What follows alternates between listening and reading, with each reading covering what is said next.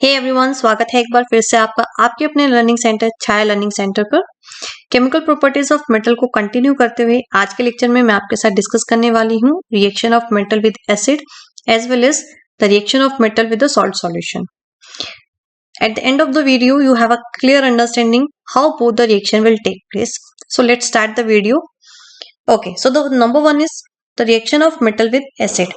तो ये जो टॉपिक है बच्चे, इसको एक्टिविटी से स्टार्ट करेंगे। आपकी एक एक्टिविटी गिवन है आपको एनसीईआरटी बुक में।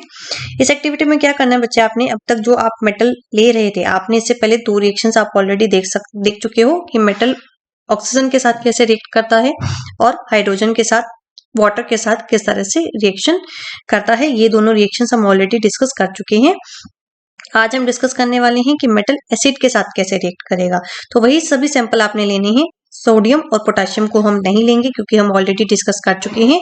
सोडियम और पोटेशियम बहुत ही ज्यादा क्या है, आपके विग्रसली एकदम से रिएक्ट करते हैं वाटर के साथ भी और ऑक्सीजन के साथ भी। इसको केरोसिन ऑयल में कंटेन करके रखा जाता है। क्यों? Because they immediately catch the fire when they come in contact with the atmosphere as well as cold water के साथ भी क्या करते हैं, ये बहुत ही विग्रसली रिएक्ट करते हैं। तो यहाँ पे सोडियम और पोटेशियम को छोड़कर, इन दोनों को छोड़कर बाकी सभी मेटल्स के सैंपल आप कलेक्ट करेंगे। इसके बाद यहाँ पे क्या किया जाएगा, एक टेस्ट ट्यूब में सेपरेटली हर सैंपल को प्लेस कर दिया जाएगा। कौन कौन सा सैंपल है? Magnesium, aluminium, zinc and iron, copper, ये सभी मेटल हमने कलेक्ट किए हैं। इन सभी सैंपल्स को क्या किया आपने, टेस्ट ट्यूब में प्लेस किया है और उन टेस्ट ट्यूब के अंदर क्या प्रेजेंट है, ऑलरेडी डाइल्यूट एसिड प्रेजेंट है। वो डाइल्यूट एसिड यहाँ पे कौन सा यूज किया है, हाइड्रोक्लोरिक एसिड। हाइड्रोक्लोरिक एसिड का फॉर्मूला क्या होता है, HCl। और कौन सी फॉर्म में यूज किया है, डाइल्यूट फॉर्म में यूज किया, कंसंट्रेटेड फॉर्म में यूज नहीं किया। डाइल्यूशन यानी कि यहाँ पे जो वाटर कंटेंट है वो ज्यादा हुआ, यानी जो एसिड की अमाउंट है वो क्या है, थोड़ी कम है। लेकिन अगर कंसंट्रेटेड वर्ड यूज किया हो, कंसंट्रेटेड एसिड का मतलब क्या होता है, जो कंसंट्रेशन है, जो अमाउंट है एसिड की वो ज्यादा है, वो ज्यादा स्ट्रॉन्ग है। यहाँ पे ये ज्यादा स्ट्रॉन्ग नहीं है। देन टेस्ट ट्यूब में क्या प्लेस किया गया, थर्मामीटर प्लेस किया। थर्मामीटर को यूज किया है, क्यों? क्योंकि टेम्परेचर को मेजर करना है। मेजर करने के लिए यहाँ पे थर्मामीटर को प्लेस किया जाएगा। देन क्या ऑब्जर्व करना है, आपको ऑब्जर्व करना है कि फॉर्मेशन ऑफ बबल्स, जो बबल्स की फॉर्मेशन है वो किस में सबसे ज्यादा बनेगी। कौन सा मेटल विगरसली रिएक्ट करेगा हाइड्रोक्लोरिक एसिड के साथ और कौन सा मेटल हाई टेम्परेचर शो करेगा। एंड देन इनको क्या करना है, आपने एक ऑर्डर में अरेंज करना है, एक डिक्रीजिंग ऑर्डर में क्या करेंगे, रिएक्टिविटी के बेसिस पे इसको अरेंज करेंगे, जैसा हम ऑलरेडी दो रिएक्शंस में कर चुके हैं। ऑक्सीजन और वाटर की रिएक्शन में इसको हम अरेंज कर चुके हैं। तो बच्चे यहाँ पे आप क्या ऑब्जर्व करोगे, यहाँ पे हम ऑब्जर्व करेंगे जो सबसे विग्रसली रिएक्ट करेगा वो कौन सा है, आपका मैग्नीशियम। मैग्नीशियम की जो रिएक्शन है वो काफी विग्रस होने वाली है, एकदम ये काफी एक्सोथर्मिक रिएक्शन होगी। जो टेम्परेचर है इसका काफी ज्यादा हाई होगा। Then aluminium, zinc and then iron, इसके बाद ये तीनों मेटल्स आएंगे आपके। सबसे जो विग्रसली है वो कौन सा, आपका मैग्नीशियम। एक कॉपर ऐसा एक मेटल है जो क्या करेगा, किसी तरह की कोई भी रिएक्शन शो नहीं करेगा, इसमें कोई भी बबल नहीं बनेगा और यहाँ पे जो टेम्परेचर है वो क्या रहने वाला है, आपका चेंज नहीं होने वाला। Temperature will remain the same, temperature remain unchange. Okay, next is, तो आपको यहाँ पे दो क्वेश्चन मिल गए। एक आपसे पूछा था विग्रसली कौन रिएक्ट करता है, कौन सा मेटल रिएक्ट करता है, दैट इज मैग्नीशियम। जो मैग्नीशियम है वो विग्रसली एकदम रिएक्ट करेगा। कौन सा रिएक्ट नहीं करेगा, किसमें आपको बबल नहीं मिलेंगे, तो किसमें नहीं मिलेंगे, कॉपर के अंदर आपको किसी तरह की कोई भी बबल फॉर्मेशन शो नहीं होगी, क्योंकि यहाँ पे रिएक्शन अकर नहीं होगी। इसके बाद जो टेम्परेचर है, किस केस में आपको ज्यादा शो हुआ, जो टेम्परेचर है आपको राइज तो हर केस में करेगा। सभी मेटल के केस में जो रिएक्शन है क्या होगी, एक्सोथर्मिक होगी, टेम्परेचर राइज करेगा सभी मेटल में। लेकिन सबसे जो मैक्सिमम है, मैक्सिमम राइज किस केस में मिलेगा, आपको मैग्नीशियम के केस में मिलेगा। तो यहाँ पे इसी के बेस पे क्या करते हैं, आप इसको डिक्रीजिंग ऑर्डर में मेंटेन करते हैं, एक अरेंज करते हैं।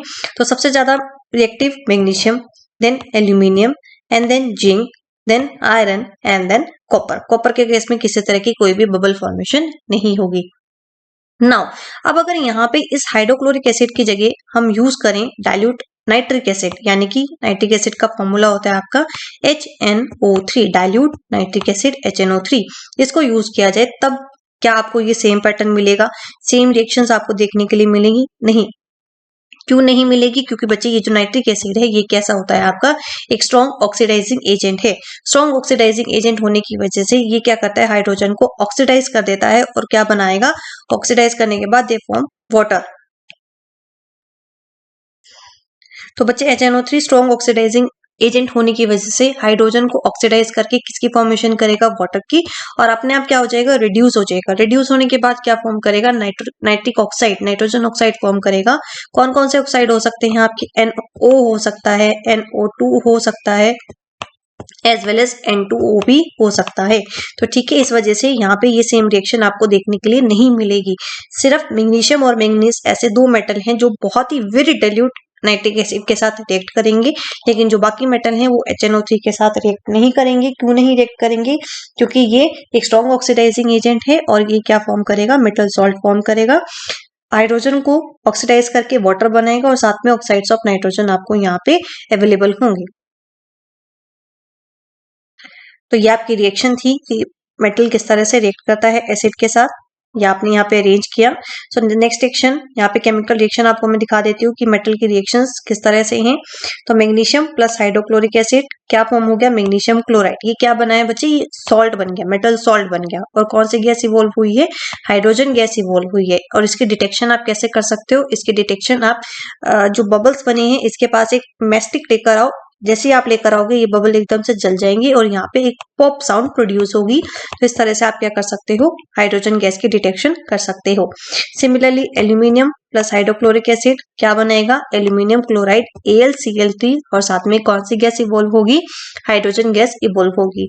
Then zinc plus hydrochloric acid form zinc chloride और साथ में हाइड्रोजन गैस इवॉल्व होगी। तो इस तरह से ये केमिकल रिएक्शंस भी आपको पता होनी चाहिए कि सभी मेटल किस तरह से रिएक्शन अक्कर हो रही है। आपको बैलेंस करके ये इक्वेशंस लिखनी है, आपको इक्वेशन लिखनी आनी चाहिए। Next is reaction of metal with salt solution. Salt solution के साथ किस तरह से रिएक्शन अक्कर होगी। चलिए स्टार्ट करते हैं अपना ये वाला टॉपिक। तो बच्चे ये भी आपका एक्टिविटी से स्टार्ट होगा। यहाँ पे मैंने आपको एक्टिविटी शो नहीं की है, यहाँ पे मैं आपको डायग्राम से शो कर देती हूँ। यहाँ पे ये डायग्राम बच्चे, यहाँ पे क्या किया आपने, दो टेस्ट ट्यूब ली हैं, एक में आपने सॉल्ट सॉल्यूशन, ये जो सॉल्ट सॉल्यूशन है आपने इसमें प्लेस किया कॉपर सल्फेट और इसमें आपने लिया है आयरन सल्फेट। कॉपर सल्फेट का फॉर्मूला होता है आपका CuSO4 और आयरन सल्फेट का फॉर्मूला होता है FeSO4। ठीक है, ये दो सॉल्ट सॉल्यूशन आपने यहाँ पे यूज की हैं, copper sulphate and iron sulphate. क्या किया बच्चे, इस टेस्ट ट्यूब के अंदर आपने एक थ्रेड की हेल्प से कॉपर सल्फेट सॉल्यूशन में आपने आयरन नेल को यूज किया है और आयरन सल्फेट सॉल्यूशन में आपने कॉपर वायर को प्लेस किया। अब आपको यहाँ पे ऑब्जर्व करने की किस तरह की रिएक्शन यहाँ पे अक्कर होगी। तो चलिए देखते हैं कि यहाँ पे किस तरह से रिएक्शन अक्कर हुई है। तो यहाँ पे बच्चे आप क्या ऑब्जर्व करोगे, यहाँ पे रिएक्शन में तो reaction occur in a test tube जिसमें आपने आयरन नेल को डिप किया है। तो मेन बात बच्चे इसमें क्या आएगी, आपको रिएक्टिविटी देखनी है कि इन दोनों में से कौन ज्यादा स्ट्रॉन्ग है, कॉपर ज्यादा स्ट्रॉन्ग है या आयरन ज्यादा स्ट्रॉन्ग है। ठीक है, एंड देन आपको बताना है कि कौन सी रिएक्शन यहाँ पे अक्कर होगी। केमिकल रिएक्शन जो हम ऑलरेडी डिस्कस कर चुके हैं चैप्टर 1 में, displacement reaction, double displacement reaction, combination reaction. तो उसमें से आपको क्या करना है, चूज करने के लिए आ सकते हैं कि यहाँ पे बताओ कि कौन सी रिएक्शन अक्कर हो रही है। तो सबसे पहले आपसे पूछेंगे कि रिएक्शन अक्कर किसमें होगी। तो रिएक्शन किसमें अक्कर होगी आपकी, जिसमें कौन से सॉल्यूशन में, कॉपर सल्फेट सॉल्यूशन में, जिसमें आपने क्या किया, आयरन नेल को डिप किया है। ठीक है, तो आयरन इज अ मेटल और यहाँ पे आपने सॉल्यूशन कौन सा लिया, सॉल्ट सॉल्यूशन CuSO4। और इस केस में आपको रिएक्शन देखने के लिए मिलेगी। तो यहाँ पे क्या फॉर्म होगा बच्चे, यहाँ पे फॉर्म होगा FeSO4 प्लस कॉपर। तो ये रिएक्शन आपकी यहाँ पे अक्कर होने वाली है। ये रिएक्शन क्यों हुई, क्योंकि जो आयरन है ये ज्यादा रिएक्टिव है, it is more reactive than copper. और ये क्या करेगा, कॉपर को उसकी पोजीशन डिस्प्लेस करके अपनी पोजीशन यहाँ पे ऑक्युपाई कर लेगा। और क्या बना दिया इसने, FeSO4। तो यहाँ पे क्या किया इसने, कॉपर को डिस्प्लेस कर दिया और डिस्प्लेस करके अपने आप यहाँ पे अपनी पोजीशन बना ली। तो डिस्प्लेस किया तो कौन सी रिएक्शन होगी यहाँ पे, डिस्प्लेसमेंट रिएक्शन। तो कौन सी रिएक्शन है, डिस्प्लेसमेंट रिएक्शन।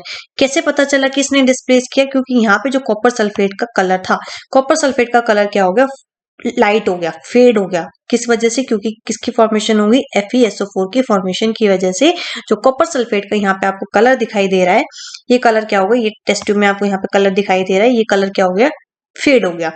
और सेम टाइम पे जो आयरन की नेल यहाँ पे आपको दिखाई गई है, यहाँ पे किसके डिपॉजिट हो गया, एक ब्राउन कलर इसके ऊपर डिपॉजिट हो गया, कॉपर जो है इस आयरन नेल के ऊपर डिपॉजिट हो गया। ठीक है, तो ये आपकी रिएक्शन थी। तो आपने कलर से ऑब्जर्व किया कि जो आयरन है वो स्ट्रॉन्ग है एज कम्पेयर टू कॉपर, और ये कॉपर को डिस्प्लेस करके अपनी पोजीशन वहां पे मेंटेन करेगा। तो यहाँ से क्या बन गया बच्चे, ये रिएक्शन मैं आपको बता चुकी हूँ, iron plus CuSO4 form FeSO4 plus copper. Iron का सिंबल है Fe, कॉपर सल्फेट को CuSO4 लिखते हो, आयरन सल्फेट को FeSO4 लिखेंगे, एंड अगेन आपको क्या मिला है यहाँ पे कॉपर। तो यहाँ से आपको पता चल गया कि आयरन जो है it is more reactive than copper, और ये कॉपर को डिस्प्लेस करेगा किस में से, कॉपर सल्फेट सॉल्यूशन में से। तो यहाँ पे कौन सी रिएक्शन हुई है, डिस्प्लेसमेंट रिएक्शन, और डिस्प्लेसमेंट रिएक्शन आपकी वही रिएक्शन होती है जिसमें जो लेस रिएक्टिव मेटल है उसमें उसको डिस्प्लेस करके उसको उसके सॉल्ट सॉल्यूशन से डिस्प्लेस कर दिया जाता है, जैसे कि आयरन ने कॉपर को डिस्प्लेस किया किस में से, कॉपर सल्फेट सॉल्यूशन में से। तो बच्चे ये थी आपकी दो रिएक्शन। जल्दी से रैप अप कर देते हैं कि आज के लेक्चर में आपने क्या जाना। तो आज के लेक्चर में आपने दो रिएक्शंस जानी है। सबसे पहले आपने देखा कि जो मेटल है वो एसिड के साथ कैसे रिएक्ट करते हैं, देन आपने क्या किया, उसको अरेंज किया एक ऑर्डर में। तो आपको ऑर्डर क्या मिला है यहाँ पे, the magnesium is most reactive. Magnesium acid के साथ बहुत विग्रसली रिएक्ट करता है और हाईली एक्सोथर्मिक है, इसी वजह से यहाँ पे जो टेम्परेचर का राइज है वो भी क्या होगा, मैक्सिमम होगा। Then aluminium, zinc, iron and copper. Copper के केस में किसी तरह की बबल की फॉर्मेशन नहीं होगी, तो टेम्परेचर क्या रहेगा इसमें, सेम रहेगा। ठीक है। देन नाइट्रिक एसिड के केस में मैंने आपको बताया नाइट्रिक एसिड एक स्ट्रॉन्ग ऑक्सीडाइजिंग एजेंट है। स्ट्रॉन्ग ऑक्सीडाइजिंग एजेंट होने की वजह से जो मेटल है उसके साथ रिएक्ट नहीं करते, क्योंकि वो क्या करते हैं, हाइड्रोजन को ऑक्सीडाइज करके वाटर बना देगा, किसी तरह की हाइड्रोजन गैस इवॉल्व नहीं होगी, और खुद क्या बना देगा, नाइट्रोजन ऑक्साइड्स आपको वहां पे फॉर्म होते हुए दिखेंगे। देन आपने इसमें जाना, एक रिएक्टिविटी ऑर्डर आपने जान लिया है, तो इस तरह से आप पूरे टॉपिक को अच्छे से समझ सकते हैं कि कौन ज्यादा रिएक्टिव है। इसके बाद आपने रिएक्शंस देखी कि किस तरह से आपने रिएक्शन लिखनी है। तो रिएक्शन आपने कैसे लिखी बच्चे, magnesium plus hydrochloric acid for magnesium chloride.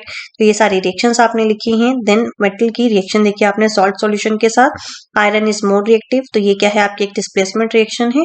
तो इस तरह से आपको पता होना चाहिए कि आप आइडेंटिफिकेशन कैसे करते हो, कैसे पता चल रहा है कि कौन सी रिएक्शन अकर हो रही है। तो यहाँ पे कैसे पता चला, जो कॉपर सल्फेट का कलर था वो फेड हो गया। किस वजह से फेड हो गया, क्योंकि वहां पे प्रोडक्ट क्या मिल रहा है आपको after the reaction, iron sulphate, FeSO4 form होने की वजह से जो कॉपर सल्फेट का कलर है वो फेड हो गया। और सेम टाइम पे जो कॉपर था वो कहाँ डिपॉजिट हो गया, ब्राउन कलर, किसके ऊपर डिपॉजिट हुआ, आयरन नील के ऊपर डिपॉजिट हो गया। ठीक है। तो इस तरह से ये आपके दो टॉपिक हैं। तो आज के लिए इतना ही, कल फिर मिलेंगे एक नए वीडियो के साथ जिसमें हम रिएक्टिविटी सीरीज को डिस्कस करेंगे। तब तक के लिए बाय बाय।